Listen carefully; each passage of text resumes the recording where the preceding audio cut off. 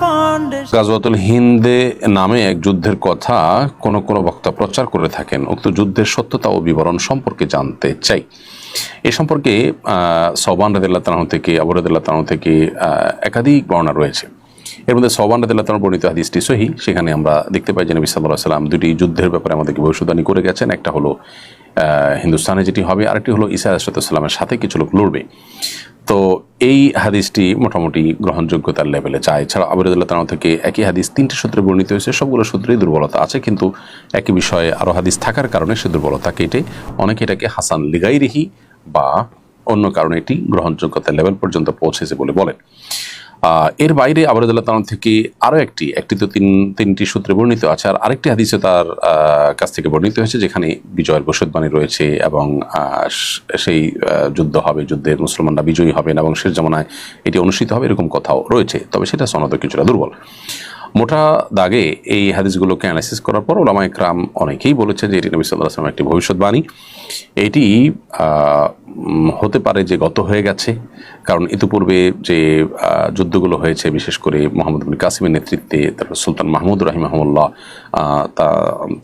তার নেতৃত্বে যে যুদ্ধ হয়েছে, অনেকে বলেছেন সেটাই গজওয়াতুল হিন্দ। এবং এক্ষেত্রে মুফতি শফি সাহেব রহমতুল্লাহ আলাইহি পাকিস্তানের সাবেক গ্র্যান্ড মুফতি ছিলেন এবং মুফতি তাকি উসমান সাহেবের বাবা রাহিমাহুল্লাহ, তার মতে হিন্দুস্তানের জিহাদকারী যে কোনো বাহিনীর ক্ষেত্রে সুসংবাদ প্রযোজ্য হতে পারে। আবার কেউ কেউ বলেছেন গজওয়াতুল হিন্দ এটা ঈসা আলাইহিস সালামের আগমনের ঠিক আগ মুহূর্তে হবে, কারণ কোনো কোনো হাদিসে কিন্তু সেটি বলা হয়েছে, যেমন সওবান রাদিয়াল্লাহু তাআলা বর্ণিত হাদিসে কিন্তু যেভাবে বলা হয়েছে তাতে বোঝা যায় যে ঈসা আলাইহিস সালামের আগমনের কাছাকাছি। তাছাড়া আবু রাদিয়াল্লাহু তাআলা বর্ণিত শেষ হাদিসটিতেও বোঝা আছে এটি শেষ মুহূর্তে, কিয়ামতের আগ মুহূর্তে হবে, ঈসা আলাইহিস সালামের ঘটনার কাছাকাছি সময়ে। তো হাদিসটি মোটামুটি বিভিন্ন ভাবে বর্ণিত হয়েছে, অতএব এটিকে একেবারে উড়িয়ে দেওয়ার মতো নয়।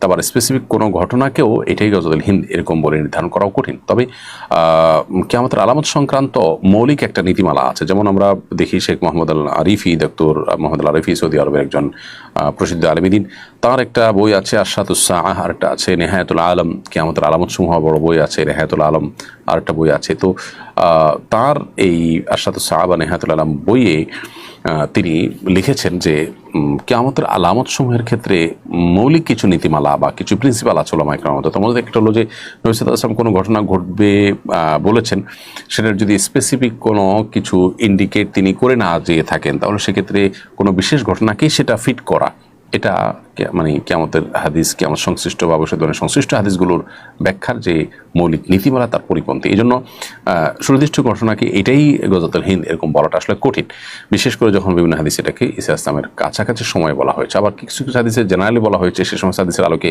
অনেক যুদ্ধ ইতিপূর্বে হয়ে গেছে, সেগুলোও হতে পারে। অর্থাৎ বিষয়টিকে চূড়ান্ত করে বলা কঠিন, তবে হ্যাঁ মোটা দাগে এটি ঘটার বিষয়ে হাদিসের বর্ণনাকে উড়িয়ে দেওয়ার কোনো সুযোগ নেই।